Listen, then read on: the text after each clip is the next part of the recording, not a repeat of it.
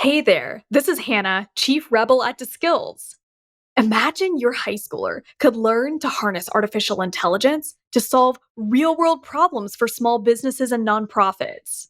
Imagine they could get paid doing these impact projects on the weekends or summer break. And imagine that as a result, they could leave high school with more experience and connections than most college graduates. That's DeSkills. Learn more at skills.io. That's dskills.io. This podcast is funded by Ted Dintersmith, the executive producer of the acclaimed film Most Likely to Succeed, and the author of the best-selling book What School Could Be.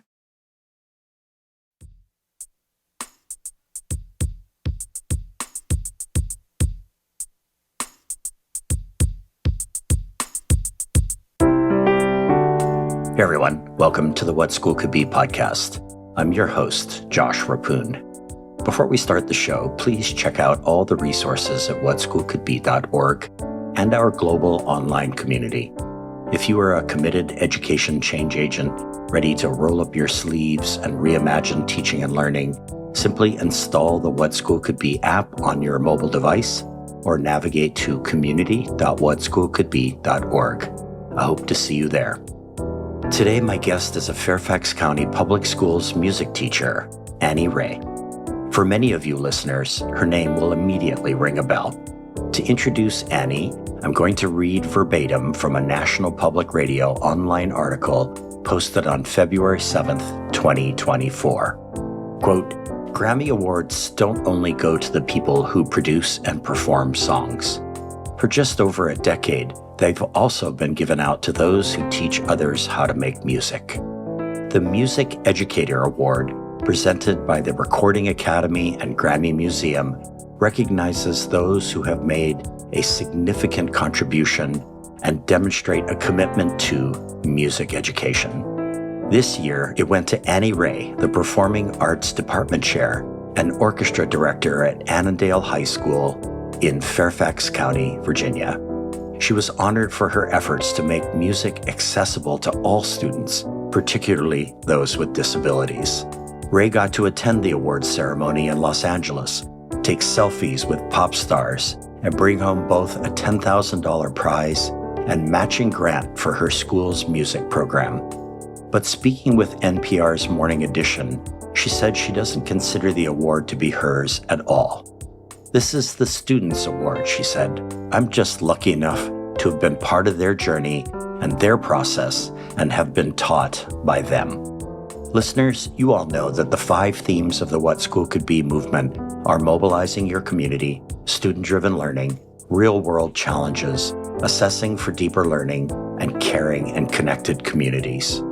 Annie Ray's story might be the greatest example of an educator or education leader I have interviewed on this show who is tapping into all 5 themes. Annie's resume in the arts is long and very deep.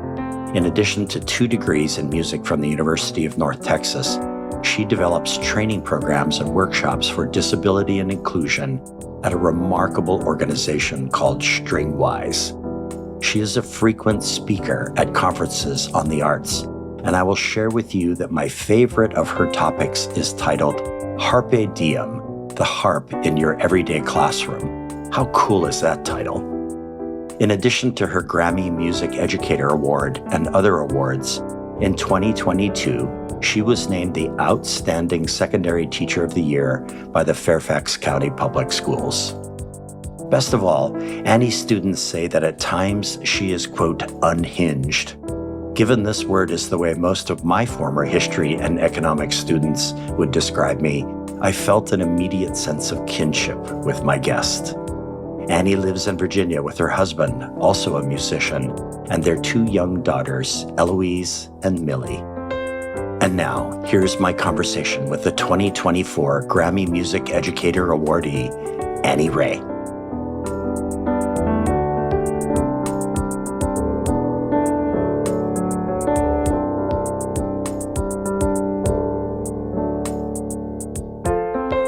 Annie Ray, welcome to the What School Could Be podcast.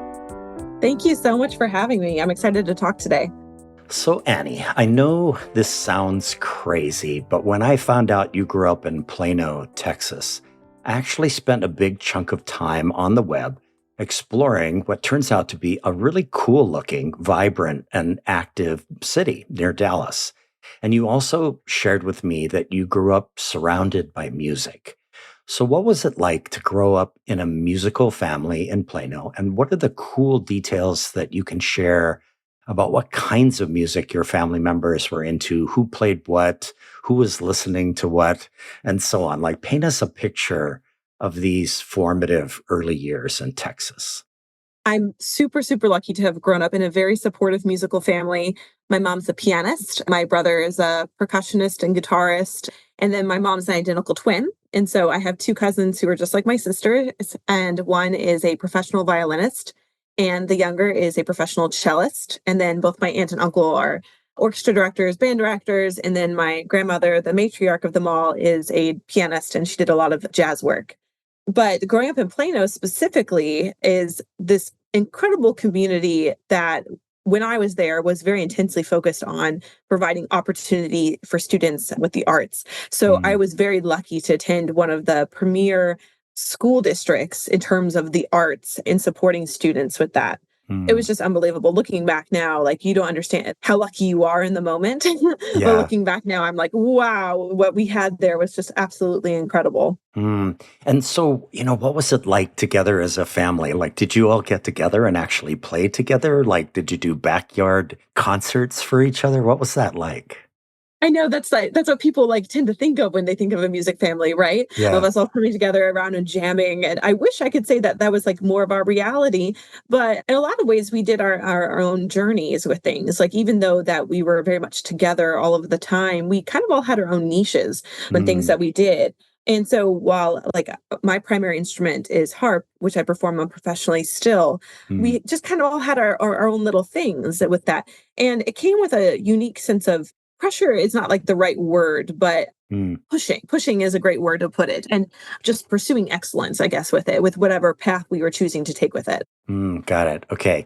So let me come at this from another direction. So you shared with me your awareness of your perfectionism and type A personality, which meant that your K-12 experience in Plano came with no small amount of stress. So your focus, though, was always music, and that you started playing the piano when you were 3 and the harp when you were 5. So our listeners would love to know more about what must have been your slowly or maybe not so slowly growing awareness that you loved music and that music was going to be a part of your life. Like, was there ever any doubt, Annie, or was your North Star clear and bright and unwavering, maybe even as early as age 3? Well, it's funny that you say that because there's so many pictures. Well, I say pictures, there are pictures. There's like family videos and stuff of me like putting school on, like when I was young. So I Mm, always knew that this was like very much in my personality and stuff. But yes, music was always like so fundamentally important. But you did tap on that part of like high expectations of myself, this type A. So going through school, I was doing the IB path and switched to AP and like going through those like high level courses and pushing myself very academically, but music was always what I knew I was going to do. And mm, what kind of made that North Star moment was my own middle school director. His name is Dennis Langevin. He still teaches at the same middle school that hmm I attended and that I was so lucky I got to go back and student teach with. And he's still my mentor to this day.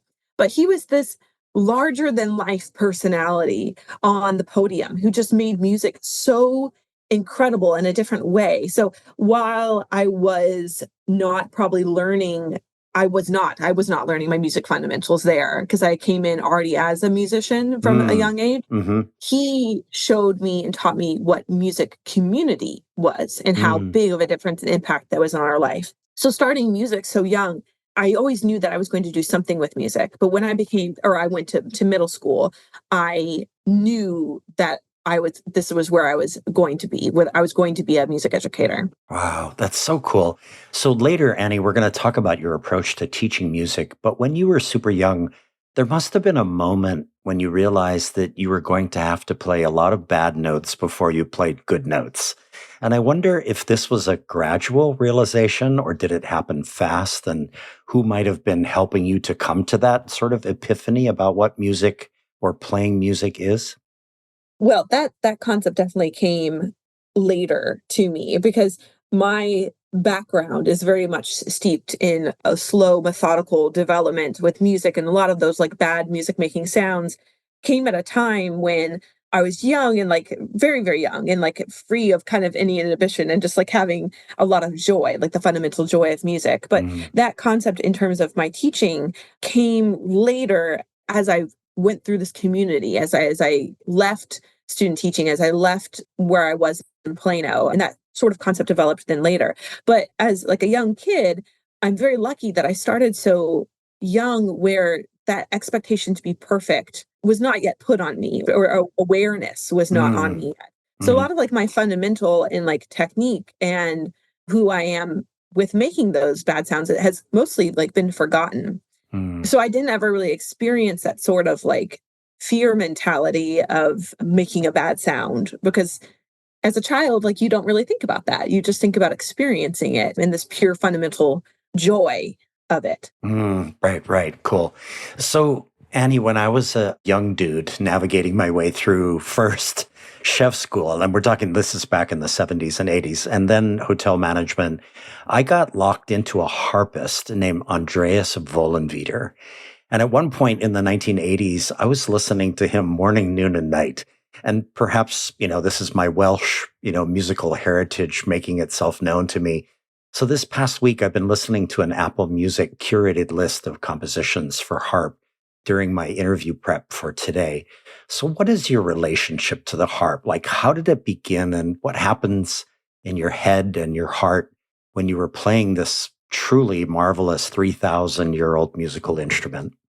So I started harp in the funniest way. I was at a Mexican restaurant, which is not like the first place that you think when you think harp, but when you actually like peel back the layers, you're like, oh, mariachi, like there's actually like tons of harp heritage in Latin America music. But I was at a Mexican restaurant and I just was so enamored by it. And I was just sitting, my parents just plopped me down in front with a big bowl of chips and salsa, and I just enjoyed it so much. And we all of us, all my family, we all started with piano. All of us started with that. Mm, And then we kind of like found our own instrument on top of that. And when my parents saw how like enamored I was with this instrument, they were like, okay, this is it. And I'll come back to this again and again, but I was just given the opportunity. I was given every opportunity to do this by my parents and just supported and given that rich go getter kind of you can do anything, like we'll be there to support you attitude. So that's how kind of like the harp came to be. But it's so interesting that you mentioned the heritage of this instrument because it's truly it's one of the original instruments. So you have mhm, flute and then you have harp. Like those are the originals. And mhm. that's where, and if you just think about like the fundamentals of making a sound on those instruments, you can kind of see why that's where the origination of a lot of music making, besides like drums or something, comes. And when I play, there's so much respect I have Mm. for that lineage, for that. Like harp is very much about like which lineage of teacher, who did you come from, these family lines. But it's such like a humbling experience because people don't realize how complex this instrument is to play. There's so much to think about and do when you're playing it, and it comes through much trial and error and restarting and refocusing and finding who you are, but in between the notes. Wow, that's so amazing, Annie. That's so amazing. Like, I've never thought of it that way. Like, I taught history for 20 years, and, I think we're both aligned in the sense that we both believe in kind of integrated learning. And I'd never thought about it as like when you're playing the harp, and maybe that explains or this explains that look on the harpist's face is that you're literally channeling history as you're playing it. And I also did a kind of deep dive into the history of the harp. I'm just a curious cat on these kind of things. And it's changed a lot over the years in terms of, its shape and the number of strings and so on. And it sounds to me like that's also been of interest to you as well, sort of the anthropology of the musical instrument itself. Is that a fair way of looking at it? Oh, yes. I'm very much well, my students, they're like, "Oh, Miss Ray's nerding out again." I'll be up there like drawing these, like I'll suddenly like hop off the podium and be like, "Okay, y'all, you have to know about this." And I'll connect with them all this like how history and art and innovation like all go together. I'm like, and it all collaborates on this one piece. And they're like looking at me blank stare. I'm like, this is so cool. You don't understand. And the history that you refer to in the changing of the instrument is so reflected in the repertoire we play, like Mm, what is accessible. So you'll notice in like certain types of music, we can't use certain accidentals or like certain things can't happen because the instrument just wasn't capable of doing it at the mm, time. mhm. And what's really interesting is harp music is actually exponentially behind developmentally the other instruments out there because it actually didn't innovate until very late into the modern instrument that you see today, the double action harp. Right. And it all comes on this huge, great story. I'm sure you uncovered it of this so-called rivalry between Debussy and Ravel, and of these two mammoth composers at the time, in addition to these two competing piano factories who both decided to innovate this harp in two different ways. And then at the Chicago World's Fair, they premiered both of these harps alongside these two pieces that were commissioned by these composers. And these two composers, you have the Ravel Introduction and Allegro and the Debussy Dances, which show off the capabilities of these pianist companies' approach to doing the harp. So you have the cross-strung harp for the Debussy Dances and then the double action for Ravel. And then on top of that, they had these like incredible harpists who were debuting these pieces at the Chicago World Fair. And it just all came to a head at once. And the double action, of course, won out to the instrument that you see now today. The other one kind of looks like a Dr. Seuss instrument, but it's amazing, just the Mm. rich history and development of the instrument.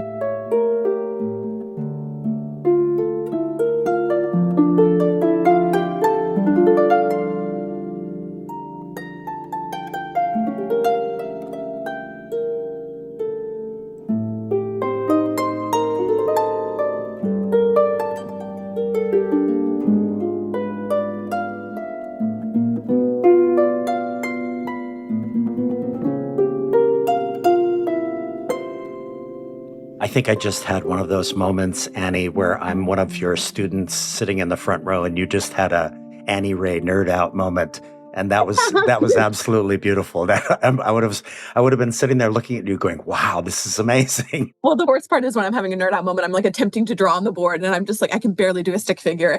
Kids are like, what are you even attempting? I'm like, that was supposed to be a mountain. Right, right. So, Annie, my wife Cheryl is a huge fan of the singer-songwriter duo Jason Isbell and his wife Amanda Shires.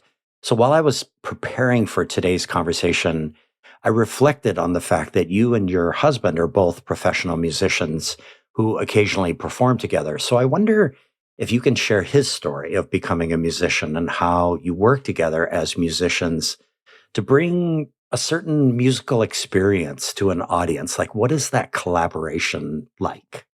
Well, to step back a little bit, my husband's story with music could be its own whole podcast. Like he Mm, is an unbelievable musician and his family history and his relationship with his instrument is not quite like anything I've ever seen before. I mean, we can definitely expand more on that. But when he and I play together and we connect, we're two very, very different musicians, despite like both doing that.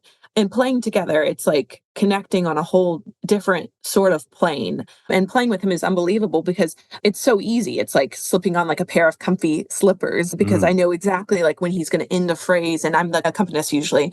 And so I know when to breathe with him and land on that note and just take the patience together of doing that. And nothing else is like it. In mm. fact, when we first met each other, we were performing together and it was just kind of an instant connection through that Wow. music and Wow. speaking together. So he is like very artsy fartsy and like in the sense of like he's definitely more of what you would think of when you think of like a performing musician mentality. Mm, And I'm much more of like the family calendar keeper, the spreadsheets, like a very methodical approach to things. But he is this type of musician where it just comes so easily to him. As for me, I really have to work. I really have to work incredibly hard to do an ounce of what he's able to do on his instrument. mm, And that's okay. Like it's very much okay. And I know what it takes for me to get to that point. And he knows where it takes for him to get to that point. mm.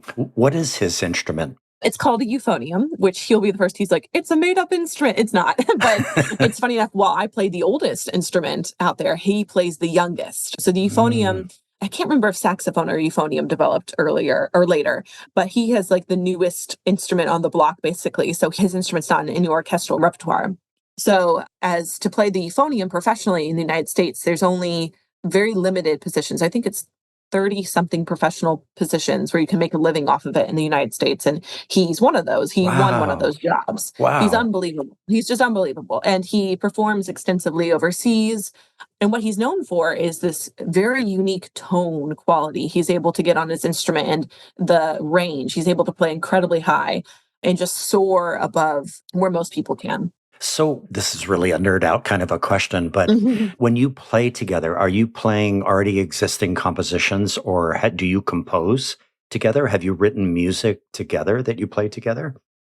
So again, that's like much more in his wheelhouse. He's an arranger, so he Mm, arranges a lot of works for us to do together. So he does do a lot of that, which takes a lot of us coming together because both instruments repertoire has to be modified a lot of times from other instruments. So I modify a lot of piano parts and he modifies anything from flute music to cello music to saxophone music, guitar music. Like we just modify it for each other. So while there hasn't been a piece written specifically for the two of us yet, that is something that we do collaborate on. He has several solo repertoire pieces that have been written for him. mm-hmm, And one in particular that I do want to bring attention to is a piece called Lamentations that was written in memory of his brother who passed away. mm, And his brother also played euphonium, and Irving plays on his horn, his euphonium to this day, and premiered that piece on his euphonium at the school that they went together. And I'll have to send you the link to the recording, but mm. yeah, it's unbelievable. Yeah, absolutely. I would love to see that. I think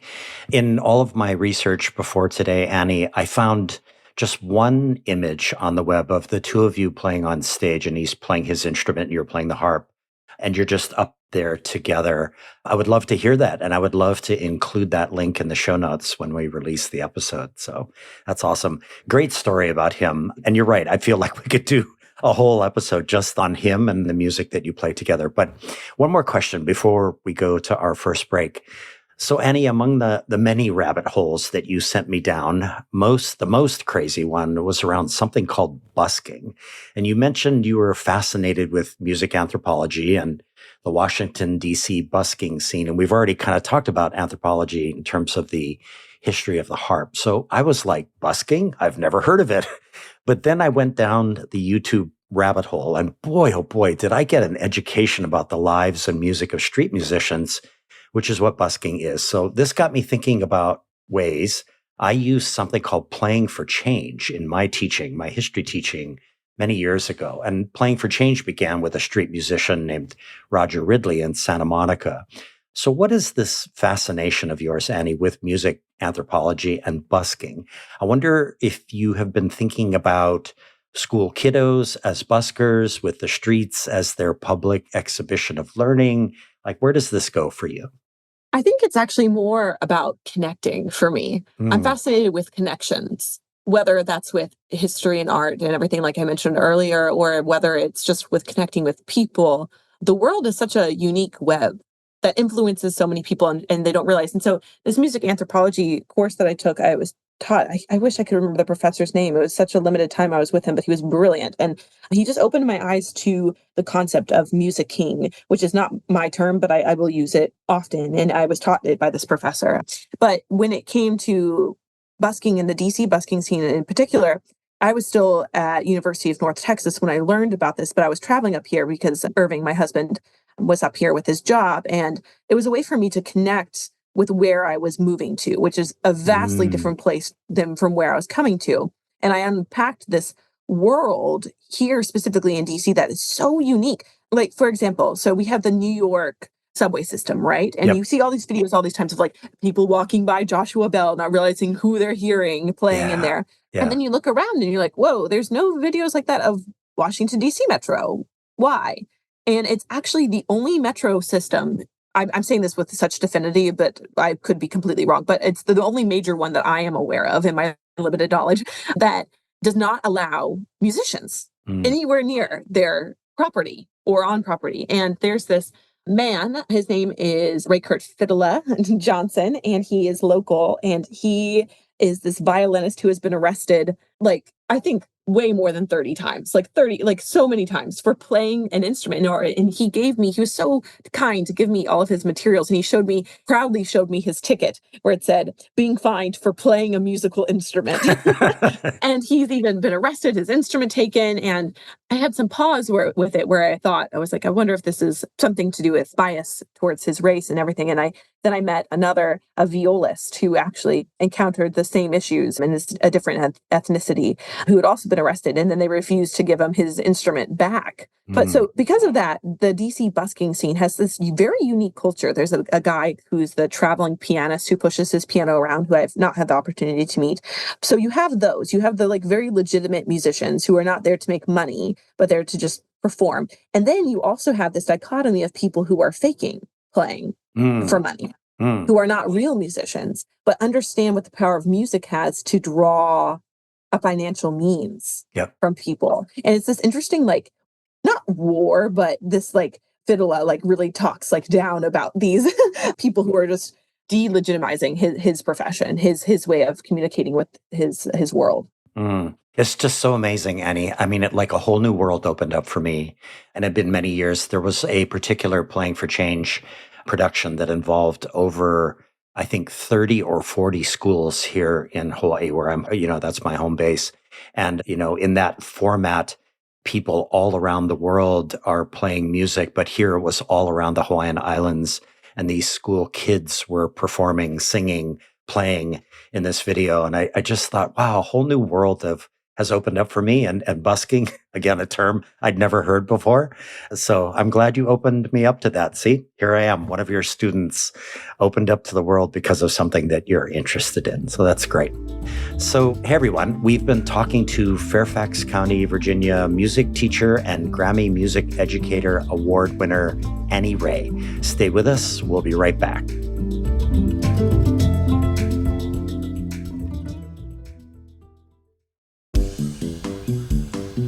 What does the future of learning look like?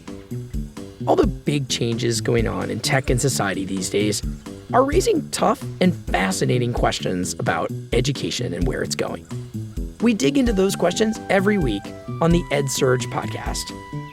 I'm Jeff Young, an editor and a reporter at EdSurge, and I sit down with educators, students, and scholars for frank and in-depth conversations about how education is changing. You can find the EdSurge podcast wherever you listen, or just go to edsurge.com and click on the podcast link. I hope you'll check it out.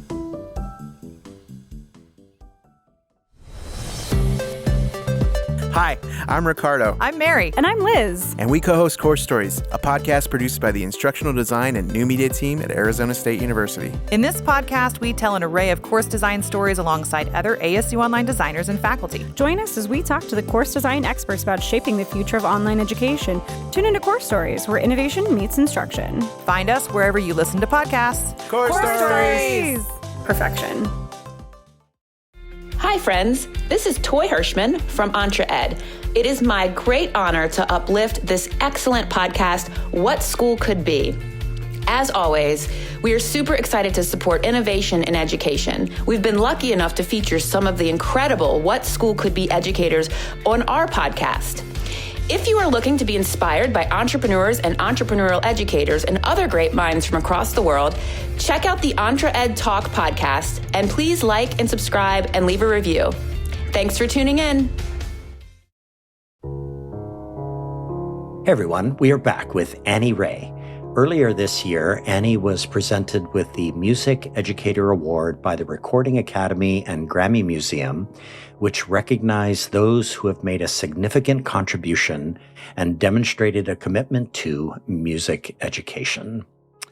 So Annie, in the midst of an unfolding life of music immersion and creation, you shared with me that there was this humanities course, which I assume was in high school, that lasted a couple years and took you on an integrated, multidisciplinary, multi-themed learning journey that you call the most fascinating course in the world. So it sounds like this was a formative moment in the life of Annie Ray.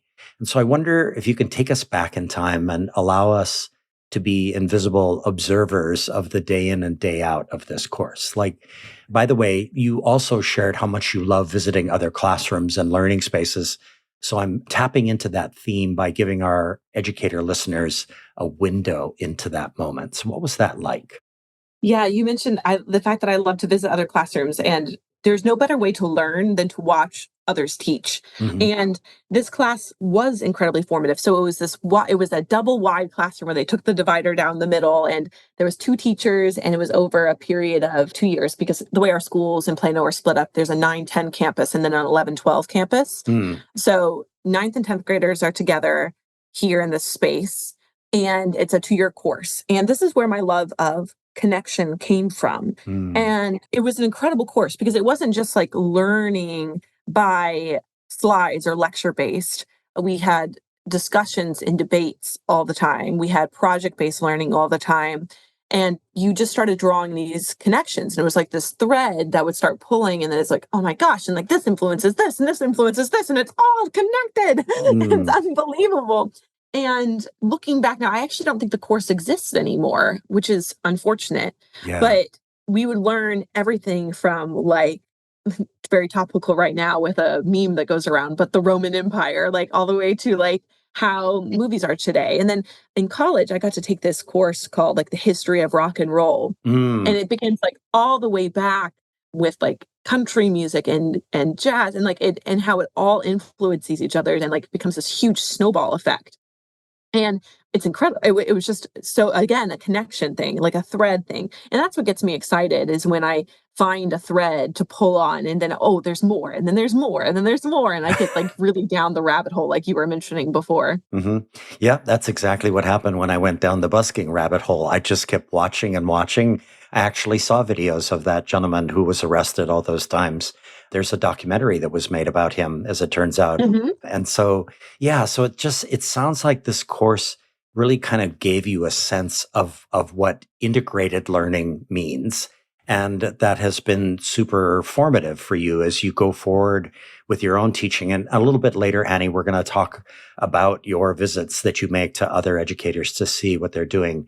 But this is kind of a perfect segue to jumping into the actual teaching that you do. So as you know, the 5 themes that drive whatschoolcouldbe.org are mobilizing your community, student-driven learning, real-world challenges, assessments for deeper learning, and caring and connected communities.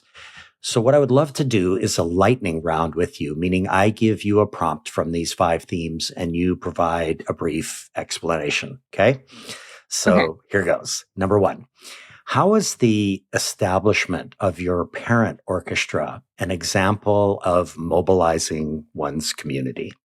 That came about because of a frustration of mine of the misunderstanding of what music education is. And Hmm. also somebody posting on Facebook saying, oh no, little Jimmy brought home the recorder. Everyone grab the earplugs. And I was like, oh my Oh, gosh, no.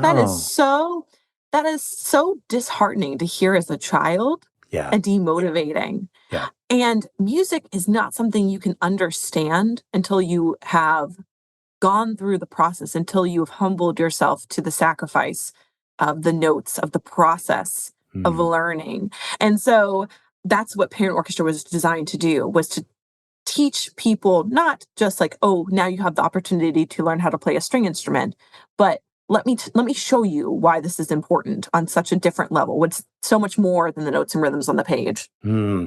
And I just want to make sure that our listeners understand that the parents are playing the instrument that their child is playing, correct? Yes, that's the idea. So some parents are over there on like a quarter size violin, just going away because oftentimes it's an advocacy piece for being like, this is why quality instruments matter. Like you shouldn't be purchasing one just online willy nilly. I mean, go to a music store, get set up with one because a lot of frustrations can be avoided. But the great thing with that too is because then you go home and the kid can also teach the parent, which Yes. deepens the student's understanding and learning and gives them the chance to not just connect with their caregiver, but be the expert in the room. Wow, Annie, that's brilliant. Absolutely brilliant. What a incredible response to a moment of frustration. Amazed. All right. So number 2, what are some of the ways we could see student-driven learning in action in your daily orchestra classes and other music classes? Well, student-driven learning in music classes it's just happening every single day. Like, this is like a huge buzzword for us right now in the educational field, and it's been happening in music forever. And Mm, student-driven learning, not necessarily in the sense of like they're choosing maybe the pieces that I'm giving them. I might give them the option, but of like this or that, but I know what they need very specifically to get to the next level besides it just sounding cool. mm, But student-driven learning in the sense of like I'm on the podium and I'm giving feedback constantly. Like yeah. the entire 80-minute block to very specific, like what they're doing in the moment. I'm walking around, I mean, like adjusting things left, right, and center. They're getting 80 minutes of my solid attention of their own learning and me driving forward with them what Mm, they specifically need. And that's mm. happening in every music classroom. Mm. So at some point, it sounds like student driven and teacher driven come together and into this incredible feedback loop that's happening constantly. And as you say, it's been going on forever, right? I mean, yeah, we're only talking about it now in the rest of education. Okay, number 3. Annie, we will dig into servant leadership a little bit deeper later. So, my question is, what are the real world challenges of leading from the orchestra chair you are in, which might be further back than, say, first violin? Yeah. So a lot of teachers or music teachers might sit kids in a very specific way where like this is first chair, second chair, the first chair is the leader, like the second chair is so on and so forth. And then they sit the kids who don't sound as prepared necessarily like in the back. But oh my gosh, like playing in the back, if you've ever done it, it is so hard. Mm, And so your strongest players often need to be in the back. And just like my other mentor, Brian Coatney, being the originator of the concept of parent orchestra, influenced me there. He also influenced me with this concept of your strongest players need to push from the back and bring everyone else up together. But the concept of leading from every chair or from any chair, again, not my concept, not my buzzword with it, but something I have learned along the way. It mm, means that every single person who is sitting in that room is contributing something. And oftentimes kids might think that they're like sounding bad and like, oh, I can't do it. I'm pulling the rest of the group down. And it's like, no, you're there. If you can't get all the notes here, can you breathe with us here? Can you move with us here? Can you help mm, move the group along here? You might not be the strongest player. I have a student who's like that, but oh my gosh, does he set the thermostat in the room for everyone else? When he comes in and he just turns a whole classroom around and makes everyone excited to be there. mm. Every person contributes something in their own way, and they're all important to my ensemble. Wow, beautiful explanation of what leadership can be or could be. Awesome. Okay, number 4. So, Annie, share with our listeners how, for example, cultural compositions, playing in quartets, and improvisation reflect your desire for assessments for deeper learning, like that you want to get into the deeper layers of what students are learning and how they're learning. Well, again, it goes to the concept of meeting students where they're at. And not Mm, every student is going to be the most successful with their playing test with me. Like, do I do a playing test? Yes. Do the students get to retake them as many times as they want till they get 100? Yes. Is there a rubric I can work with them on to show them where they are in this very tangible technique place? Yes. But then it doesn't need to be one or the other of like only projects or only this alternative learning style and just throw grading rubrics out the window. It can be a yes and so mm, I do both. So I have that like very classical approach to it. But then I also have people coming in and teaching improv, people coming out, me doing these connections. I'm showing them me nerding out in the front of the classroom or sitting on projects where I'm like, hey, research your family tree.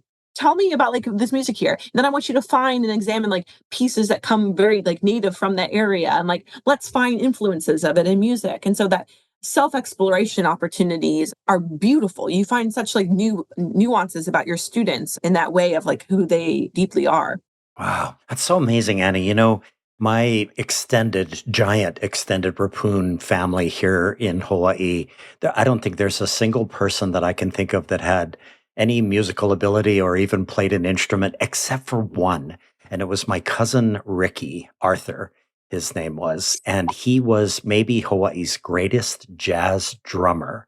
And had I been given an opportunity when I was in school to go, sort of research his work, that thing that you're talking about would have opened up for me. Wow, that's so amazing. Okay, here's the 5th one. So Annie, finally, what is the story of learning with local artist Chris Styles Bacon? And how was this a moment where you were building caring and connected communities?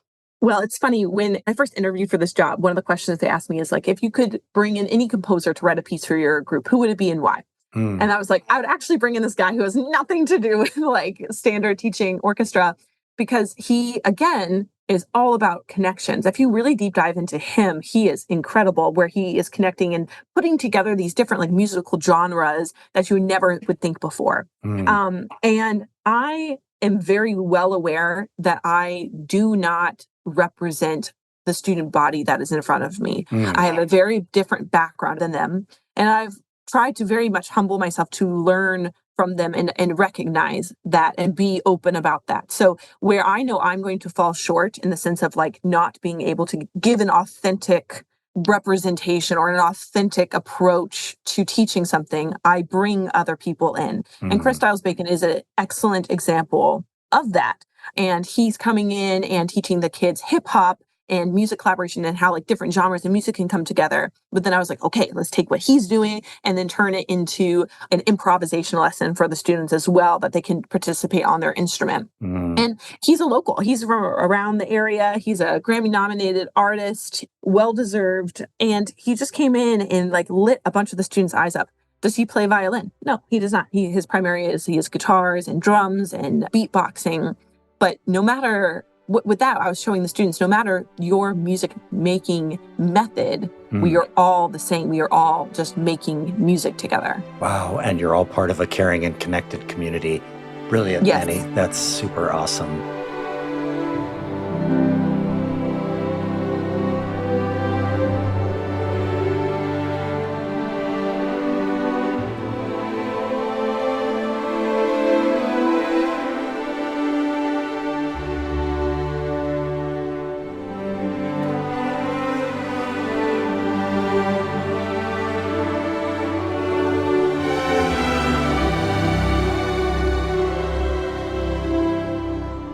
Okay, so we're going to shift directions here a little bit.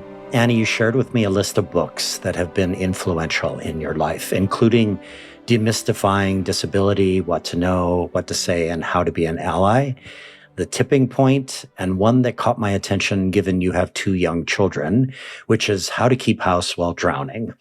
So the book, the book I want to talk about is titled Teaching with Poverty in Mind, What Being Poor Does to Kids' Brains and What Schools Can Do About It by Eric Jensen. So I read a bunch of abstracts about this book. And one thing author Jensen writes about really jumped out at me, Annie, and I'm going to quote him here, how enriching learning environments that include the arts and highly engaging instruction can change students' brains and improve their lives, end quote. So Annie, talk to us about the impact of Jensen's work and ways you carry his research with you day in and day out. Well, at Annandale, we have over 70% of our students are on free or reduced lunch, meaning that they fall below the poverty line. And when you first come here to the school, you can recognize like very visually like the diversity here. We have 66 countries here, 59 different languages spoken. You can listen to the different stories and stuff, but in a lot of ways you're like, oh, it's a kid, it's a kid, it's a kid.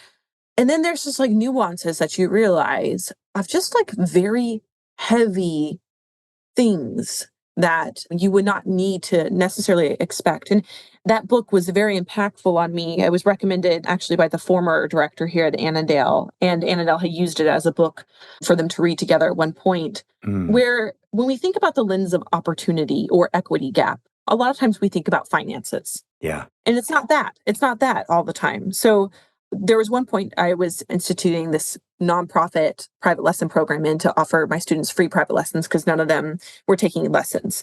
And that's very different, a very different disparity to the rest of the schools in this area. And I was very interested. I was like, why is no one taking me up on this? And then I had this moment where I was talking to a student and about like what he was doing after school. And I was like, oh my gosh, it's not finances that's the equity gap. It's time. It's time with a lot of these things. And so I worked with my principal to institute the private lesson program to happen during the school day, which was a very unique thing to do in this area. Right. Wow. And have them pulled out for 30 minutes during either their orchestra class or their study hall or their pride time, which is like a social emotional learning, or W4, which is our social emotional learning block. And so we pull these students out to work 30 minutes with these teachers. And now suddenly I have like 80 students who are in this program Hmm. with these teachers. And I was like, wow, okay, great. So that was like a thing. And then I realized like, oh, it's also about just like your whole brain like being consumed by some very heavy things of taking care of your sibling, Yeah. taking care of a job to help pay for your family's place. Some of my students pay their family's rent to live there.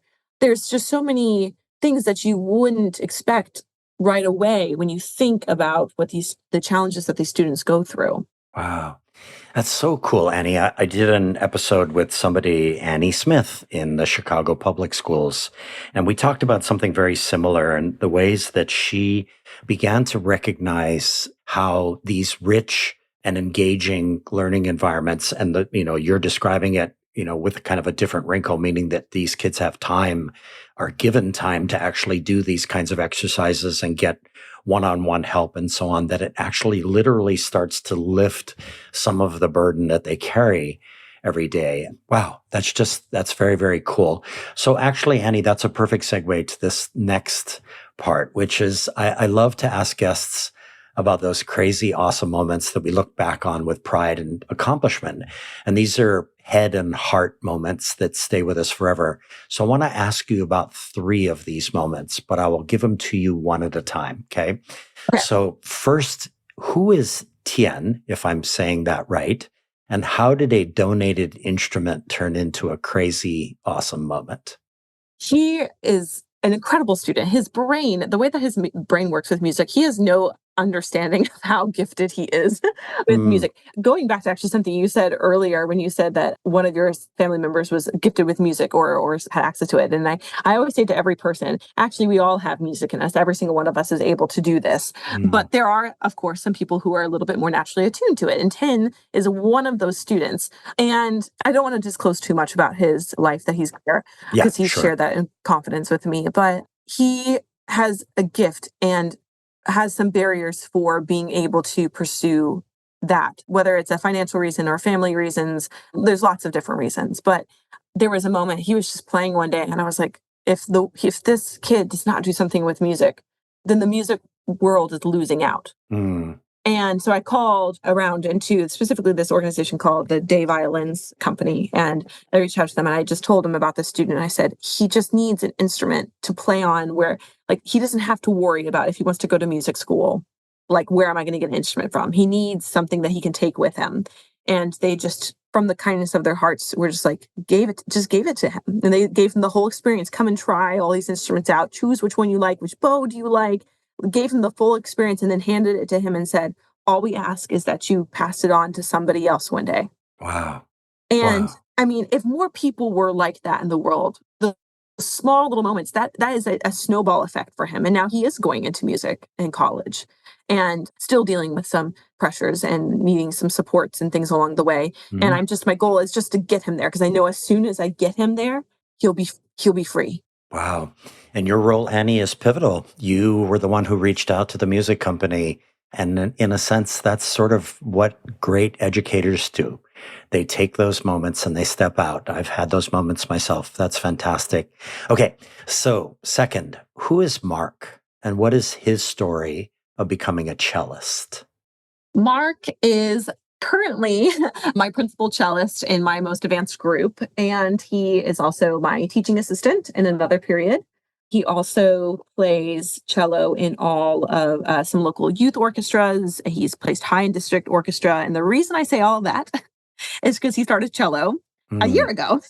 Wow. And he started just a year ago with me in my beginner class. And he and I had gotten to know each other because I was at one point teaching the leadership course here at Annandale, in addition to my orchestra load. And I no longer could teach it anymore because I needed an extra orchestra section just because of sheer numbers of bodies in the room. And he decided to join my beginner class. And it was like this light bulb moment for him. Hmm. And he would just show up every day after school and sit in front of the big mirror that I have and just practice and focusing on every technique. And then I finally got him connected to a teacher, a private lesson teacher, through that nonprofit program. There was just some supports that needed to be put in place to get him there. Mhm. And he's just taken off. It's unbelievable. It's again like 10, where it's just like, whoa, this kid has so much music in him. And Wow. he completely pivoted his whole life, like from what he thought he wanted to do, and has like dedicated his life to music. He just got accepted to music education school at Virginia Tech University, just committed there, and Mm. they accepted him on the spot. And when they looked at his resume, they're like, wait, you started cello a year ago? And then they called me and then they were like, he started a year ago? And I'm like, I know. And he's playing like college level repertoire already. Like, because he just practices and does exactly what I tell him to do. Like exactly. Mm. And Mark now, like he will teach at the front of the room. I give him feedback during the TA period. But he also gave me a note, which is the greatest gift I've ever been given. And he apologized. He was like, I wanted to get you a better Christmas gift, but like, this is all I have right now. And I was like, oh, it's whatever. And I always open up the notes later when I'm by myself. And I'm not a crier at all. But when I saw that note, it was the greatest gift that ever been given to me. And he said on it very simply, thank you for giving me my life's purpose. Wow. And I've always said that if I have changed one student's life, then I've done what I've set out to do. He Mm. has no idea how much that meant to me and Wow. will forever mean to me. That's awesome, Annie. What a total goosebump moment for me over here in Honolulu, 6,000 miles away. Amazing. And we'll get to those notes actually in a minute. But before we do that, here's the third. Who is Sosen? I hope I'm saying that correctly. And how is this a story about what it means to be a refugee in this country? What role does music play in this story? Yeah, so San is again one of Sosan. those leaders. Yeah, Mm. she's again one of those leadership students who followed me over same class as Mark, also during the same beginner class. Also made it into one of my advanced ensembles. Also a cellist. Also does exactly what I say to do to a T. Like, Mm. but she is a refugee from Afghanistan and originally was on all of these English language learner classes. Finally had enough room in her schedule to join orchestra. And wow, like what an embodiment of the idea of servant leadership. What an embodiment of the idea of going above and beyond and just with so much joy on her face constantly, just so much joy. She leads everything with like a can-do attitude of like, it's okay, Miss Ray, we got it, we can do this. And she just brings like such a light to my face. Like when I think about Mm. her, I've told my husband this, but I was like, when I grow up, I want to be Sozan. Like just because she is again one of those students who's a thermostat in the room who really sets the temperature of the can-do attitude. And that's okay, we messed up, we do it again. It's okay, we messed up, we do it again. I'm very lucky to teach her. Wow, amazing. So, Annie, speaking of joy, last week my wife and I were in one of those get our bookshelves in order moment, meaning a spring cleaning day here in Hawaii. Mhm. And during this work, I found a box with whole bunches of notes from my students and a stack of graduation photos with more notes from students. And it was like, wow, what a trip to read them, given I left the classroom 10 years ago. So you have your notes in a box labeled Open for Joy, which is awesome. So when you open these notes and letters, Annie, what is the joy? What happens in that moment? Oh, I'm such a words of affirmation person, like so much a words of affirmation person in terms of receiving love. And so that I don't think those students know that I have like a big box of all of their notes. I've kept every single one or every single drawing a student has made of me Mm. or done for something. I kept it all. And whenever I'm having a very hard day, I just open the box and Mm. I read through a couple notes and am reminded about why I do this job, why I do this career, because it's such a tangible thing to come back to over and over again. And when I was again teaching this leadership course, I would put on regular things where we would go and write notes to teachers in the area. Just say thank you. Like Mm. say thank you. Say one specific instance and say thank you, because that's going to mean more to them than they ever know. It doesn't go straight into the trash. It goes straight into, I guarantee, every teacher's box of their own version of Open for Joy. Mm. Whether it's a sticky note that I have hung up right now that says, like, just a heart, love you, Miss Ray. I have another one that says, this is from a different teacher. Miss Ray, as you know, I was forced to write this letter. Thanks for teaching me. You're the best teacher I've ever had. P.S. Can I get a Jolly Rancher? And like I keep even those. I know that kid that wrote that, and you know what? That was him being vulnerable in that moment and telling me that I made a difference for him. Yeah. And it works the other direction too, right, Annie? I taught history again for almost 20 years. And as you can imagine, my students wrote a lot of papers for me over those years. And I used to write those little notes of affirmation that went back to them, like on their papers. instead of just the regular, feedback comments about topic or about the writing or about the analysis or whatever, a note at the bottom of the paper that just expressed an affirmation about that particular student and how hard he or she was working.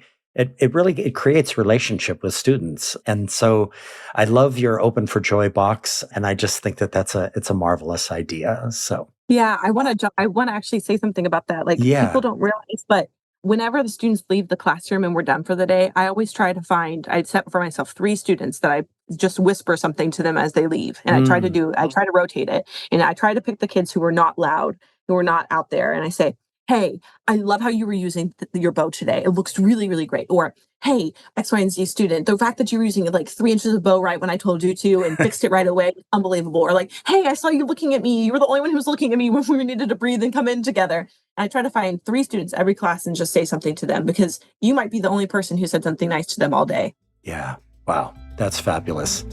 So, hey everyone, we've been talking to Grammy Music Educator Award winner Annie Ray, the Performing Arts Department Chair and Orchestra Director at Annandale High School in Fairfax County, Virginia. Stay with us. We'll be right back.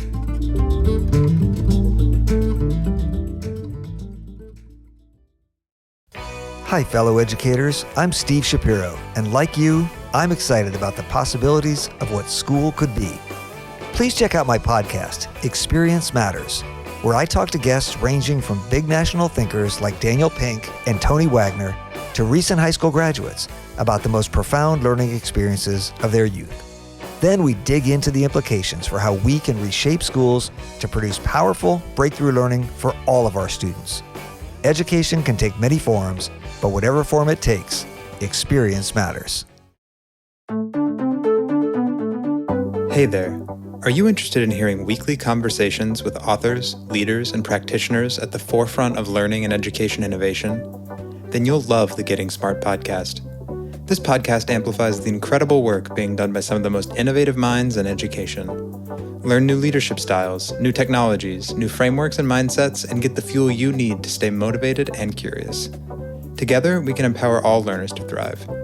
It's available at gettingsmart.com or wherever you listen to podcasts.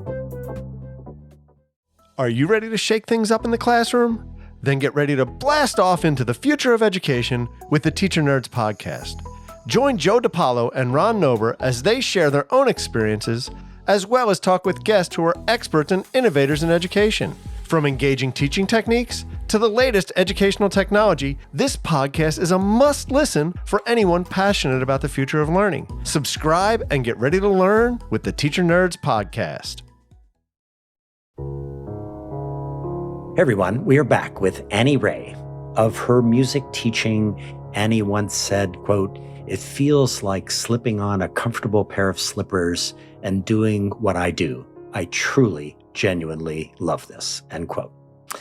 So Annie, speaking of unhinged, I read in one news report online covering your Grammy Award that sometimes your students do think that you are, quote, unhinged, which made me laugh out loud. I would bet my wallet, Annie, that if polled, unhinged and overly theatrical at times would be the way my 17 years worth of history students would describe me and my teaching style. But being a little unhinged is part of your plan, right? It certainly was mine. So what are your thoughts about this? Oh, I'm so glad that you said it was part of yours because the kids have no idea. Like that is so strategic. And it's because going back to Dennis Langevin, he was unhinged. Oh my gosh. Like, and he made me laugh like so much. It was just like, what is he going to do next? And so you just were so tuned into his lessons for that reason.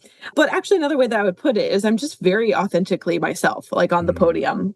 And that's goofy and that's dorky and that's nerdy and passionate. Yeah. I'm just deeply passionate about music and the connections and how it all is so unifying in the universe. So when they say that, it's because they'll be playing along and something I'll like squawk or something because like a note was so bad and then we just all laugh together and I'm just like, why even that? And then we're like, okay, let's focus it. How do we fix it now? Okay, your left hand had you were using a pizza wrist here and you need to prepare that finger a little bit earlier. So it definitely keeps them on their toes, but I'm so glad to hear you recognize that strategic angle of it. Because not only that, because like when you have like suddenly a very serious moment, they're there. They're like in the palm of your hand, like Yeah. eating out of like every word you have to say, because they're like, she's being very serious right now. She's being very firm. This is incredibly important. Boom. Yeah, exactly. And when I was teaching, I mean, when I was a kid, you couldn't get me to speak or do, anything theatrical if you were to hit me with a stick. And yet as an educator, I started to realize, Annie, that being theatrical in my little classroom, right, with my students, I wasn't performing outside in a theater or anything like that, that was a way of building relationship with them. And I do remember one time I walked out of my classroom after a particular class and I had a break, and I was walking down the hall and there was a friend of mine, a teacher, English teacher named Charlie, and he was outside his classroom and he was holding a book in his hand and he was crying his eyes out. And I'm like, Charlie, what's going on? And he's like, I was reading a section of Henry V to my students and I just got overcome, And I thought, oh my God, how funny, and the kids were probably inside the classroom going, what the heck is going on? So I love that.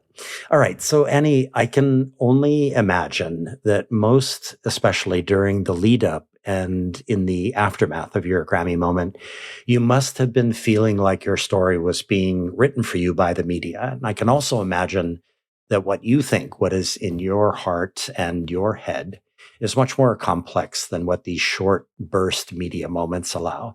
So I wonder if we could take a step back in this moment and thoughtfully explore some of those complexities. So what are your thoughts about where we are in education here in 2024?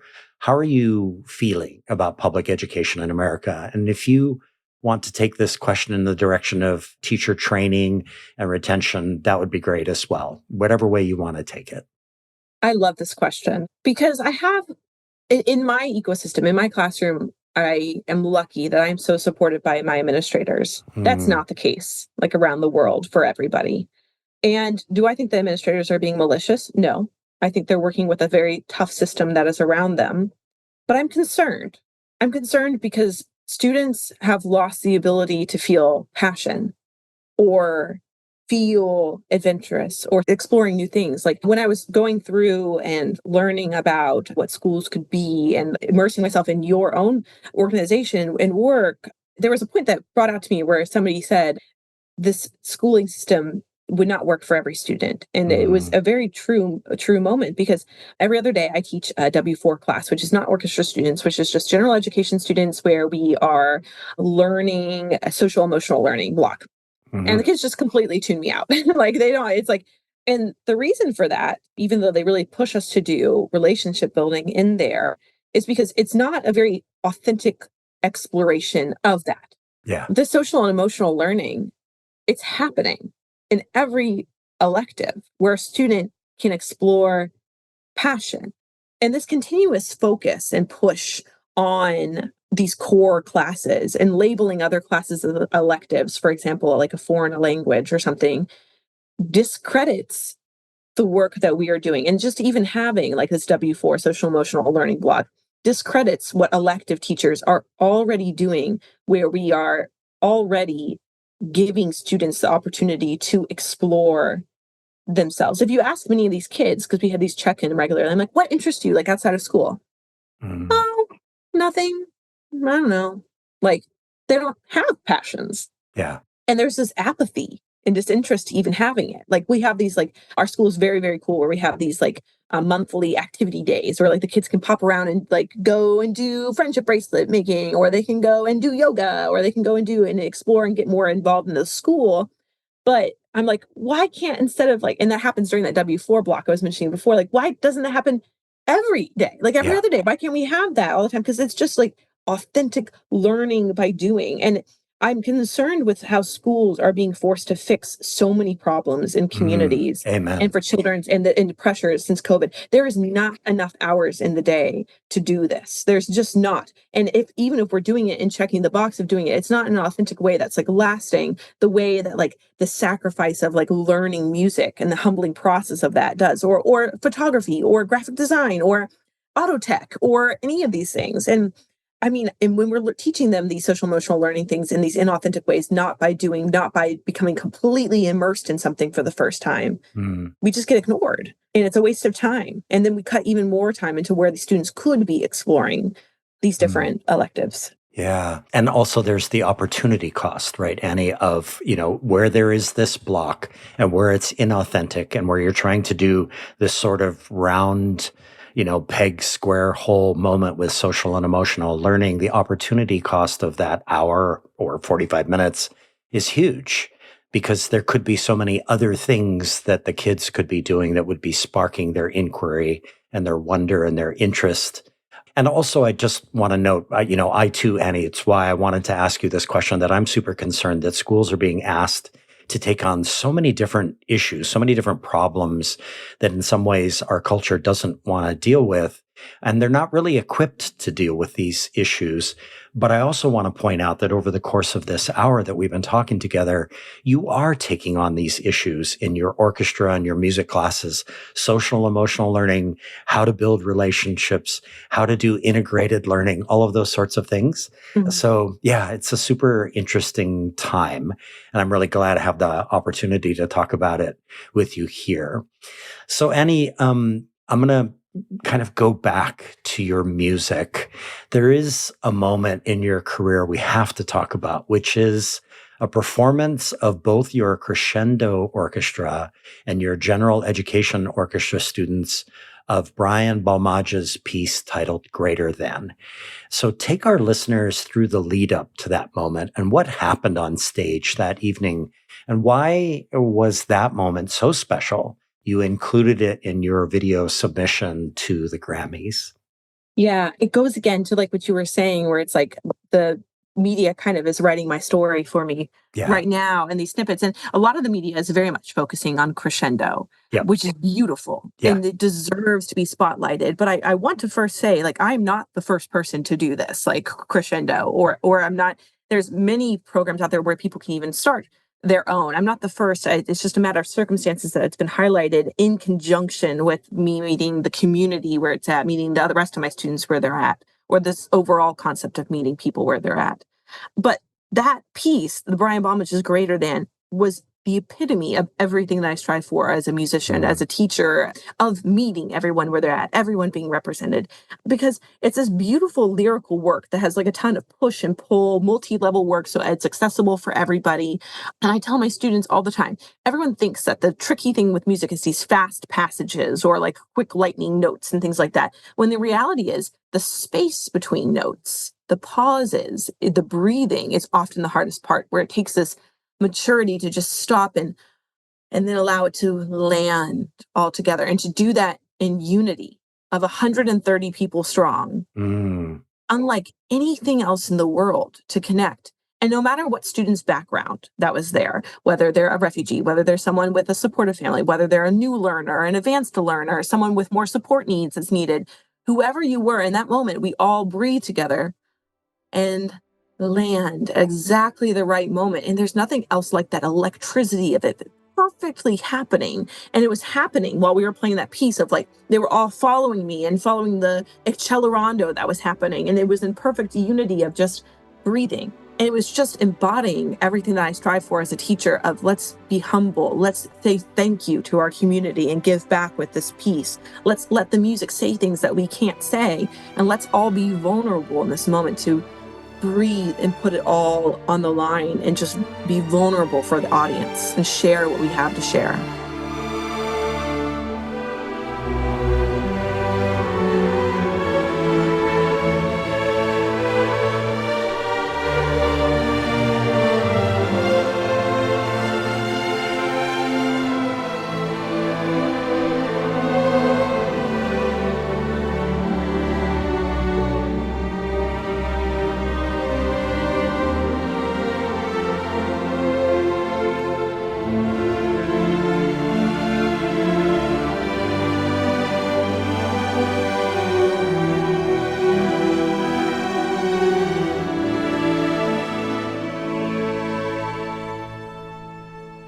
Wow. I wish I'd been there, Annie. I really do. It must have been an electric moment in the audience.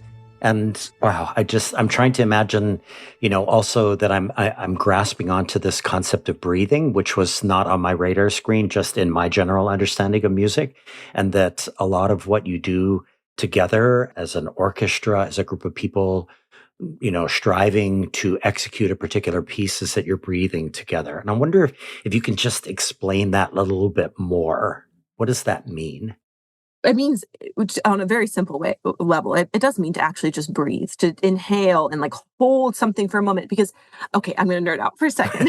Go for it. Okay, so in music, there's something called cadences, right? And Yeah. if I was to sing like Twinkle, Twinkle, Little Star to you, you would be able to sing the last note to me, right? Yeah. But if I was to sing Twinkle, Twinkle, and then suddenly like not cadence and like sing the last note before the last one, you'd be like, are you going to say it? Are you going to do it? Resolve it. But then there's these things called like deceptive cadences where you can like spin off and like say more about it. And it creates this anticipation of like, you're wanting it to resolve. You're wanting to hear that last note of Twinkle, Twinkle so bad. And yet the composer stole it away from you. And with that, like that sums up music in general, right? That sums up life in general, right? Of like this expectation. And so when we breathe together and we've done this beautiful retardando, this beautiful slowing down before the end of a piece, you're drawing it out where the audience is like, resolve it, tension. It's creating tension, and then this whole relax all together here at the end. So it just takes like a whole different level of maturity. And I tell my students this all the time. My job is to not teach you the notes and the rhythms. I will go through it together, but that's not my job. My job is to teach you how to make music together, to be in unity together, to say something all together, no matter what your background is. And so when we breathe together, it creates this whole like open part of us being one and landing on that note and creating tension with the space between the notes where you're waiting for something to resolve. And it's just like so cathartic to do that. And when a student's experience that for the first time, I can see the light in their eyes and they're like, it's unbelievable. And they're just like, whoa, I get it. It's not about the fast notes and rhythms. It's not about the technical things. It's about maturity. It's about patience. It's about being present in a way that you can't do if you're just playing the notes and rhythms. Wow. Amazing. This last hour, Annie, has been a masterclass in music appreciation. I can speak only for myself, but I bet it's going to be true for our listeners. What a wonderful moment. And thank you for sharing that story with us. So, okay, Annie, 2 more questions before we close out this awesome conversation. You shared with me that you are a voracious consumer of podcasts and books, but that you love even more connecting with people and going on different R&D trips to other educators' classrooms. And you've talked about this a little bit already. You noted to me that you have a notebook filled with notes and ideas from these journeys into what school could be. So I wonder if you can take us inside your notebook for a minute and share some of the beautiful ideas you've captured over the years watching others teach and learn. There is no better way to learn and to become a better educator than to go watch other educators, Yeah. and especially like other, of course, in your own discipline, but like beyond that. So Crescendo Orchestra, the entire curriculum comes from me marrying general music, like elementary music education approach, along with special education curriculum that I went and watched and just modified so it looked the same across the way. So that's a very tangible way, right? Yeah. But in this notebook, it's also for me going and watching teachers, whether it's just like phrases where I'm like, oh my gosh, I never thought about that for the first time. Yeah. Whether it's like, if you go into my room, I have all of these like posters that I have hung up that I made that have like all these little sayings of like teachers sayings on them. And that's one of them that I said, the lead from any chair is like one of those that I got from another teacher, from another educator. And I put them up there. They're for the students, but they're also for me to be like, remembers, like, oh, that was so good. I got to use that. But they're also moments of just inspiration, whether it's like, oh, I never thought about approaching that in that technique. Or even a better example, even going back to parent orchestra, not only does that benefit the community, not only does that benefit the students, that benefits us as teachers because we're watching each other teach. Like it's all these teachers who are volunteering their time, since we have 200 parents or 200 caregivers, I should say, attending. So we have to have all these teachers who donate their time to come do this. And I'm like, I never would have gotten across the entire county to see John teach. And oh my gosh, he's brilliant. And I love that approach. So my notebook is just full of scribbles of things like that. And I meant to say this earlier, but it's so interesting. The more and more I learn about the world, the more and more I realize I don't know. Yeah. Which makes me just like hunger to know even more and like open that up. And going to Mark with him, I handed him my college theory textbook and I said, just letting you know, if you open this, you never go back. Like you're about to realize there's so much more to music than you could ever realize. And he came back like the next day and there was like all these sticky notes like all through it. And he was like, Miss Ray, it's all connected. I was like, oh no. Yeah. But the more and more in life, like I go, the more and more I realize I don't know. So the more and more I hunger to be in front of watching my colleagues teach. And that would be the best professional development for teachers. Instead of putting us all in a big room and having someone come lecture us about stuff that might not necessarily apply to us, and the easiest way for us to make the connection, just give us time to go watch each other teach. Yeah. Just give us time to watch the experts do what they do best. It changes your approach to teaching if you just allow yourself the time to do that. Beautifully said, Annie. Beautifully said. And you're reminding me that I used to give copies of books to my students, and I would say to them, don't open this. Promise me you will not open this. And they would walk out, and then, a week later, they'd come back and go, oh my God, my head has exploded. I don't know what to do. And so that's really cool. And thank you for talking about this idea of professional development. And I think it's not something that we'll have time to talk about today, in terms of teacher retention. But I think that there's an equation there that has to do with the kinds of professional development that you're talking about, which is basically educators visiting other educators. You can do it alone. You can do it together in groups. You do the research and development before you go. You do the reflection when you come back. You keep those special notebooks like you have. You marry that together with teacher retention. I think that we get better retention when we have that kind of teacher professional development. So that's awesome, Annie. All right. So I love to end episodes, Annie, by giving guests the opportunity to shout out to someone upon whose shoulders they stand, that person who mentored and coached and guided and sponsored and lifted them up. And you shared with me a beautifully long list of folks, of giants whose shoulders you stand on. But I want to focus today, if you don't mind, on two individuals who seem truly pivotal in your life as a musician and educator. And you've already mentioned one of them, I believe. So who is Dennis Langvin, and how did he teach you to instill joy in your classrooms? And who is Brian Coatney, and how did he train you to be fearless on the podium? Yeah, Dennis Langevin my middle school director, the one who I got to go back and student teach with and be a part of that now, someone I call regularly to ask questions. And it's just so him on the podium. And that's why I am who I am on the podium, of just being authentically myself. Because when there is a serious moment, you're all right there. You're all right there. And I call it like, he's the epitome of what we call like a warm demander, right? A warm demander of like being so himself and like enthusiastic, and you just feel comfortable in his classroom, but then just like pushing you beyond that every time, like what you knew was possible, and like having serious moments of like checking in and being tough. And it's okay to be tough.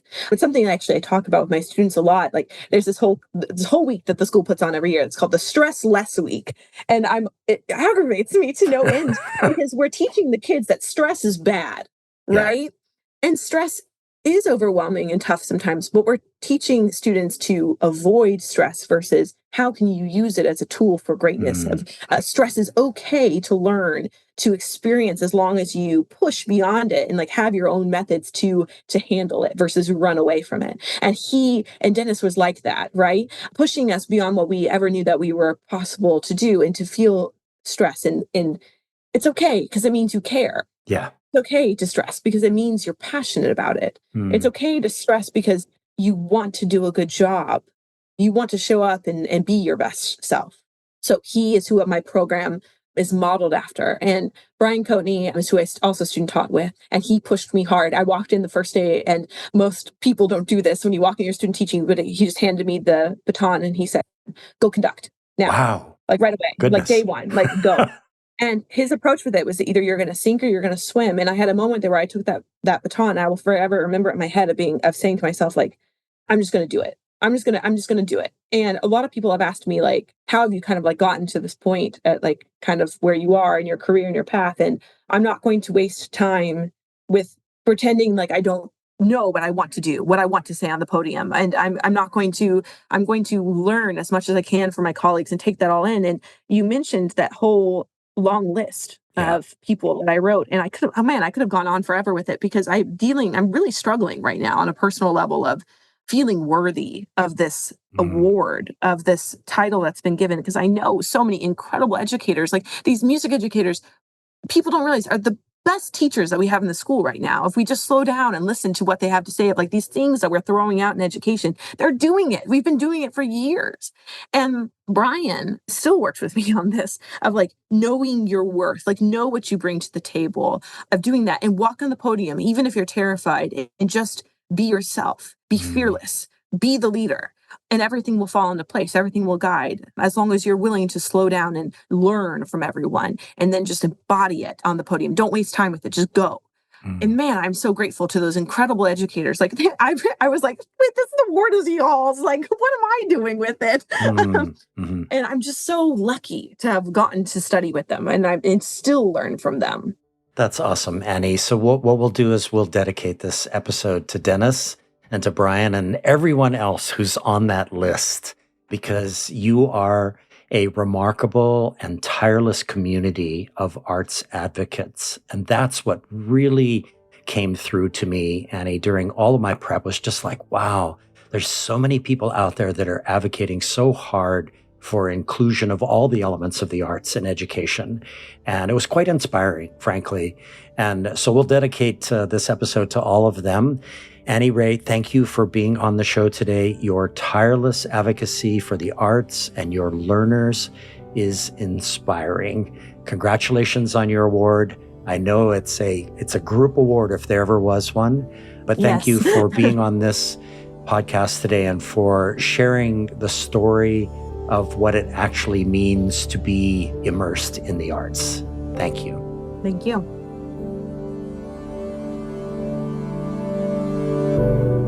Our editor, creative consultant, and sound engineer is the talented Evan Kurohara. Our theme music is created by a remarkable pianist, Michael Sloan. Producer of 12 albums with over 100 songs, Michael Sloan is featured in Apple Music, Spotify, and all major music platforms.